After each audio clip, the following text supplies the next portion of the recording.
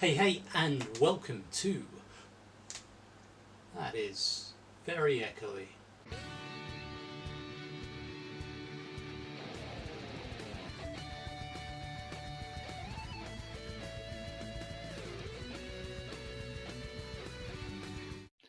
Hey, it's LJ, and welcome to the latest edition of LJ Reacts.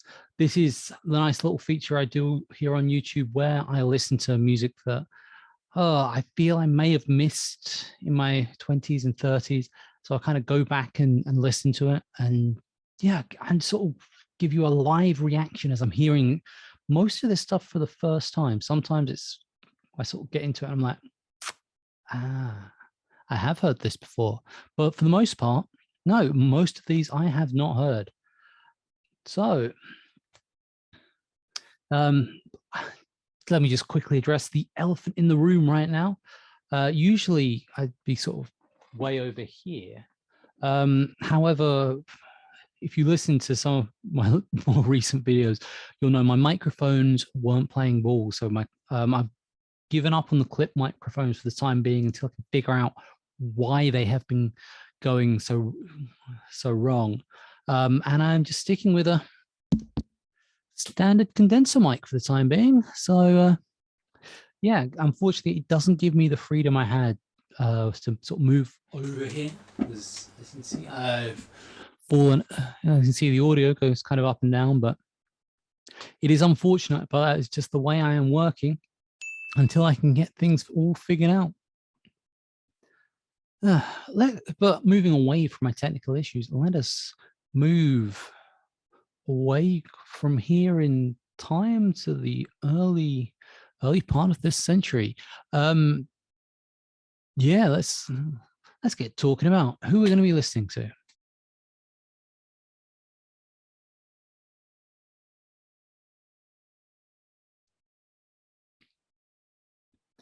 So, as of today, I have just uploaded the Steve Harris British Lion video.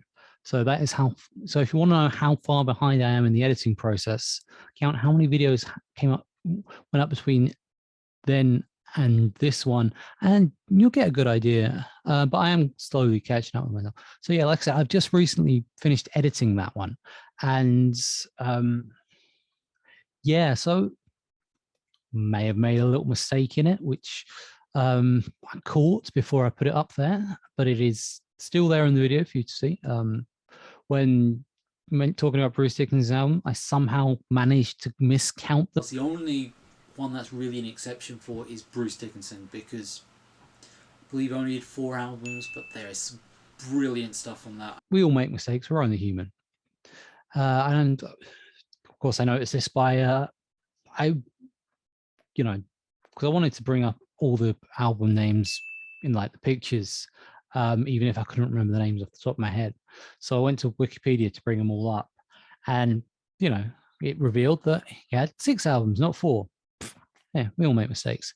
But it also brought up a number of non-album singles that he had been involved with that were neither, some of them were his solo work, none of them were Iron Maiden. So I clicked on it I sort of, scrolled down to it to see what was on there. And yeah, one came up that was on an album that while I have not owned, when I was a teenager, I remember it floating around a lot because it was quite a big band at the time. The band, of course, being, I say of course, like it's gonna be the most natural sounding thing in the world. But no, Bruce Dickinson, the lead singer of Iron Maiden, made an appearance on a Wheatus song. And interestingly, not the song where they sing about going to an Iron Maiden concert. Go figure. So yeah, I've actually have seen Wheatus live. It was a long time ago. It's probably about 15 years ago. 2000, 2006, 2007, that sort of era. It wasn't, they weren't headlining at the time. They were a support act to Bowling for Soup. But still, it was good to sort of relive, because obviously like a couple of their songs, they still resonate with me, because I'm of the age where Teenage Dirtbag was, it sounded like it was talking to my generation. So yeah, while I would not have chosen to see them as a headline act, I was quite happy to have seen them. Weirdly, as a comedian, I have also been booked on a festival where they headlined, and that was only 6 years ago, which itself is kind of odd to think about.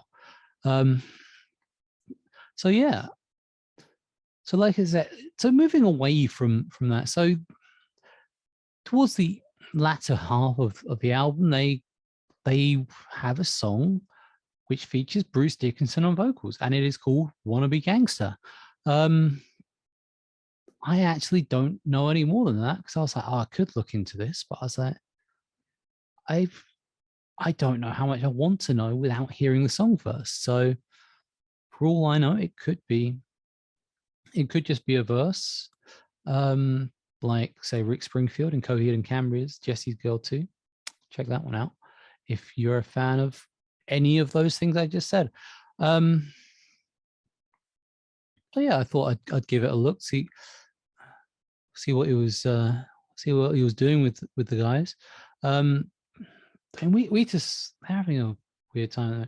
Those who don't know much about them, the thing I know about them most is that when they left their record label, they didn't get given back the master tapes for the original album, which is why like a lot of like the Kerrang compilations and like the Guitar Hero stuff that came out a few years later, when they still would have been recognizable names, doesn't feature them on.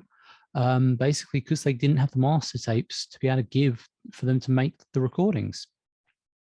So just before lockdown, they actually, as a 20-year anniversary, which is depressing to say that this album is that old.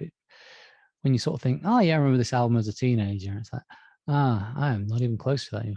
So yeah, just before lockdown, they actually got together and re-recorded the album as close as possible to the original album. Apparently it took them forever to track down the bell sound that was used on Teenage Dirtbag, just so they could have a set of master tapes to give out to anyone who wanted to include them on a compilation. So yeah, man, we're gonna be going back to. So usually I say with all the other stuff that we're going back 15 to 20 years, this was the year 2000 that this dropped. So we just survived the Y2K phenomenon that never happened. And there was a lot of pop that had a similar sound to this, but didn't sound quite the same, which is, I guess, is what made them stand out. But yeah, of course, their biggest hit, like I mentioned, is Teenage Dirtbag, which does, as I said, mention Iron Maiden.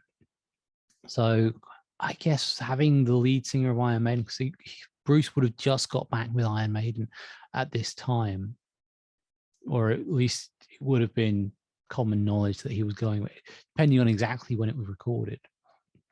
So yeah, I feel I'm rambling a lot. Let's just skip straight to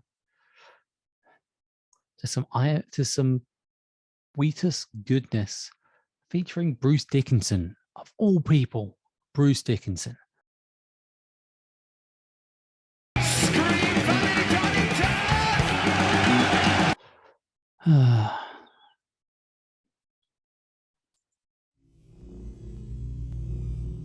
There he is.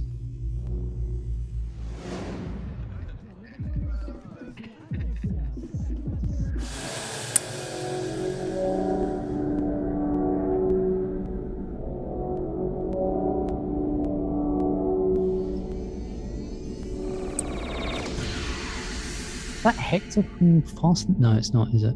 Middle guy. Hector from Fast and the Furious? No, it's not. It just looked like him at the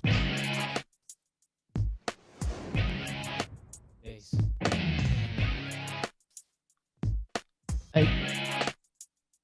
I don't know what to make of this. I am a wannabe. You better be careful around me.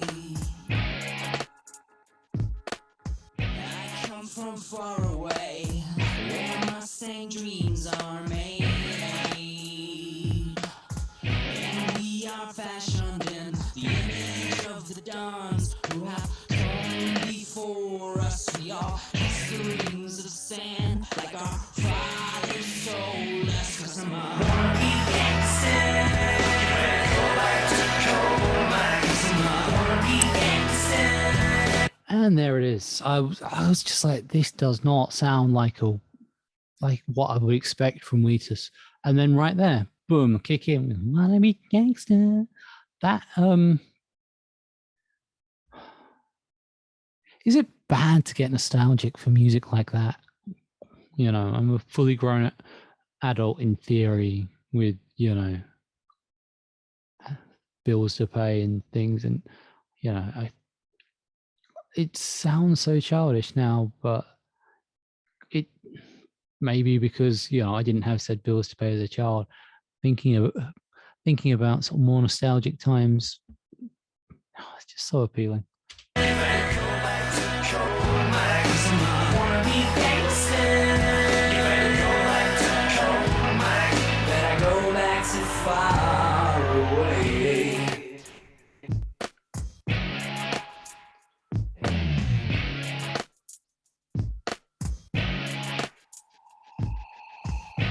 Lemon pie LM mode.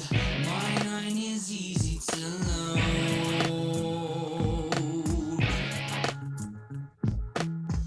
All hail Jericho. Turnpike Tech, that's where I go. To learn the things about the universe I'll need, so I can build a stampede. And I'll be all up in your face again. I'm all up in your face, 'cause I'm a wannabe gangster. You better go back to cold mine. 'Cause I'm a wannabe gangster. You better go back to cold mine. 'Cause I'm a wannabe gangster. You better go back to cold mine. I don't really have a lot to say at the minute. At this point, I'm waiting for Bruce to actually make a vocal contribution to this track. I'm just sort of standing there thinking, you know, it's got the acoustic guitar. I'm just wondering if that's the same acoustic guitar that he still plays, because it looked in terrible shape when I saw him in, like I said, 2006, 2007. It's, you know, it's still holding up.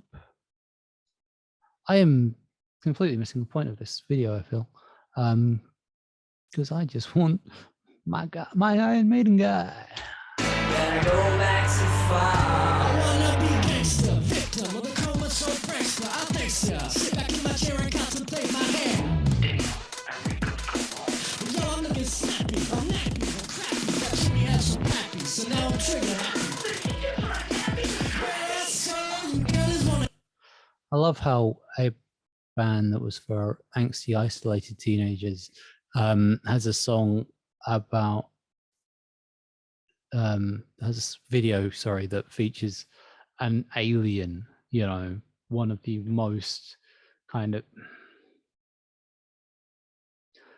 when you kind of think, you know, something that doesn't fit, you know, an alien in the middle of wherever this is supposed to be, that certainly sums up that feeling. Like this rip with cheeses or not. Now I'ma have to blow up your mailbox. Hey, I'm toilet paper with flying yards. The cops are so calm, they gotta let it go to them hard. And that is probably the most whitest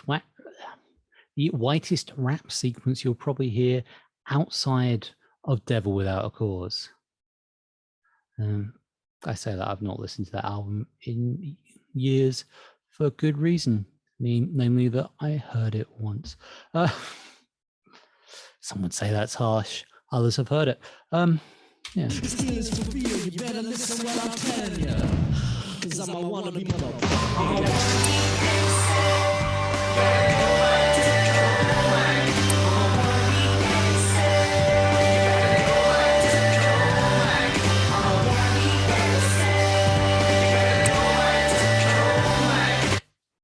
That it?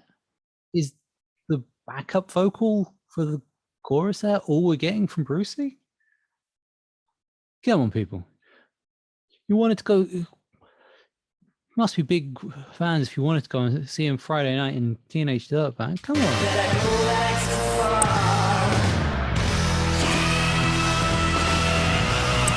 That's what we want. Scream for me, Wheatus.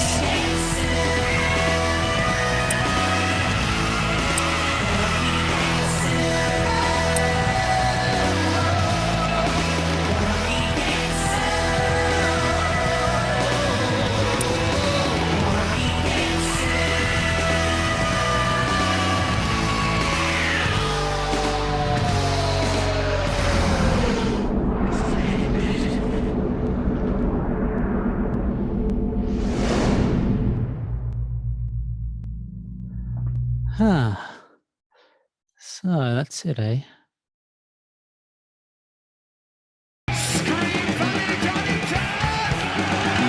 So that was a song that happened. So a few years after this, a band called Weezer, who, if you don't know Weezer, Weezer are a great band. They released a song called Beverly Hills, and I don't know if you're familiar with this. It's a song that I hear every now and again, played on the radio when I do sort of play the radio for some background music, and that sounds like, and for those who've never heard Weezer's song Beverly Hills, it sounds like the intro to a much better song, except that intro just goes on for 3.5 minutes. This feels like it's in that vein. Yeah, like I said, I've purely got in this for the Bruce Dickinson connection, and the Bruce Dickinson input was limited, was very limited. I'm trying to give this a good. I don't want to be really harsh because I have no issue with Wheatus as a band. A couple of the tracks I know are actually fairly good. But yeah, I'm sort of looking at this and I can see why it doesn't have a Wikipedia page. This was released as a double A-side single, and Wikipedia are like, that's not relevant. I mean, I could look up the chart history, see how it did, but I feel if it's too low, I'll feel like I've wasted my time. If it's too high, I'll just shake my head and be sad for people of my generation from when this was released. Because let's be honest, that's who was buying this stuff at the time. It was not, Wheatus wasn't like no one over like 25 was listening to Wheatus. I don't think, at least in the year 2000. Maybe I'm wrong, but if there are anyone in their 40s who wants to disagree with me, let me know. But yeah, I wanted more Bruce Dickinson. That's what I wanted. I wanted a lot more Bruce Dickinson because yeah, his input was my favorite part of it. The rap was. I think I'll give it another listen at some point and be less upset by it. But yeah, the rap was just sad, offensively sad. I don't want to do these to be negative, but I was really looking forward to this one when I was like, oh, Bruce Dickinson did something with Wheatus. That could be very interesting. And I was very, very wrong.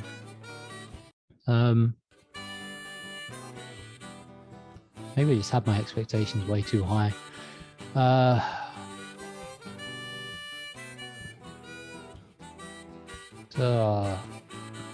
You know what? I have no issues with rating this one because yeah, I need to fill up the bottom end of the chart. I've got too many 7s up there at the moment. I am giving this one 3.5. And 3 of those points are for the Bruce Dickinson bit right at the end. But yeah, no, I'm not pushing to recommend this one to Wheatus fans, if there are any out there, or even Iron Maiden fans. No Iron Maiden fan, no dive into all these colours, don't. Or an Iron Maiden fan is going to find anything in this that they particularly want to listen to. Given that the same Iron Maiden fans really didn't help Bruce with his solo career, then the last thing they're going to want to listen to is less of him. So yeah, that's that. I didn't plug the Linktree, or I didn't plug the socials earlier, but they're all there. Also, feel free to chuck some money in the tip jar. It might buy me some new microphones. It might buy me some receivers that don't make my microphones cut out or peak. It's but yeah, please like, share, subscribe, ring the bell, all the things that help me beat the YouTube algorithm, because I'm at the minute I seem to be getting mostly positive stuff for the people who are reacting, which means that there are people out there who like this stuff, but they can't see it because YouTube's not giving it a chance. So come on, people. So let's do this together. You help me out, I'll provide you with much more content. So yeah, I'm gonna call it there. That was Wheatus with Wannabe Gangster. This has been LJ Reacts. I've been LJ. Till next time, it's been emotional. My name's Kennedy. I managed Tim Wiley, but I'm so lonely. I've been asking some questions, got a text from my mum.